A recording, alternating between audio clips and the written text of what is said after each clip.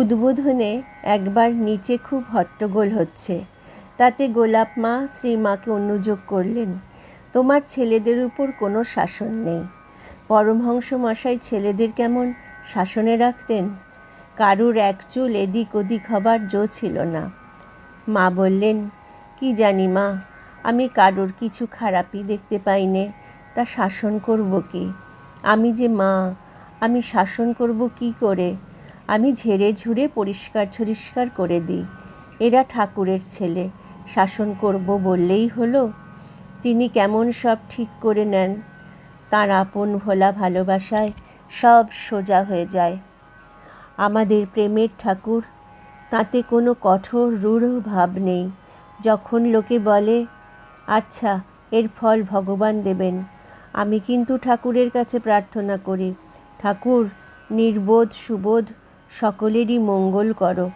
আমি ছেলেদের বলি, কাউকেও হিংসা করো না, ভগবানকে বিচার করতে বলো না, বরং যাতে অত্যাচারীর ভালো হয় তার সম্বন্ধে প্রার্থনা করো।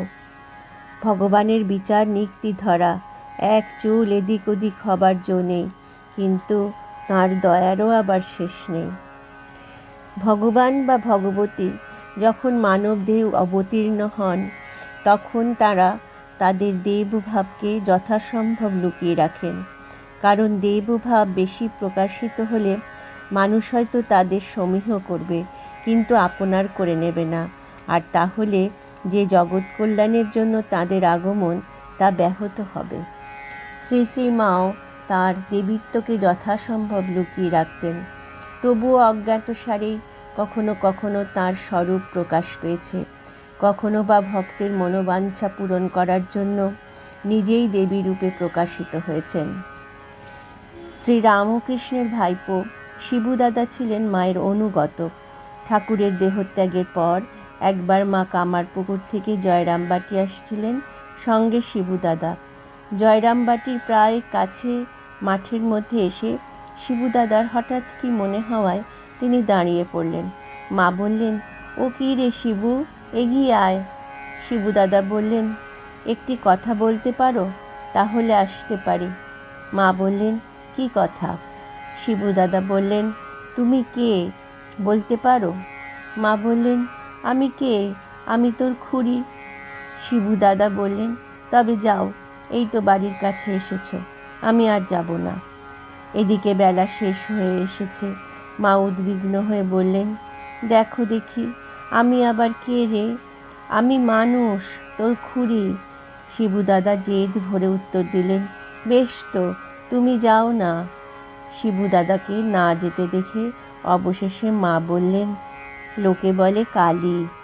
শিবুদাদা বললেন, কালী তো ঠিক? মা বললেন, হ্যাঁ। শিবুদাদা বললেন, তবে চলো। এক কিশোর ভক্ত জয়রামবাটিতে মায়ের পদসেবা করছেন। মা খাটে বসে আছেন, সন্তান মাটিতে।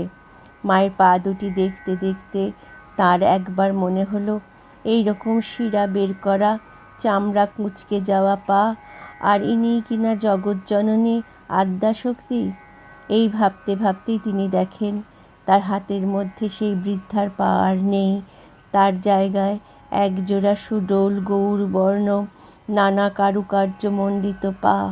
অবাক হয়ে মায়ের মুখের দিকে তাকাতে গিয়ে তিনি দেখেন, 10 দিক আলো করে নানা রত্ন খচিত মুকুট পরে বসে আছেন ত্রিনয়না জগদ্ধাত্রী। সেই রূপের ছটা সহ্য করতে না পেরে তিনি মূর্ছিত হয়ে পড়লেন। জ্ঞান হলে দেখেন, শ্রীমা তার পরিচিত মূর্তিতে তার গায়ে মাথায় হাত বুলোচ্ছেন। যেখানে মায়ের নাম, সেখানে আনন্দধাম, আনন্দম, শুধু আনন্দম।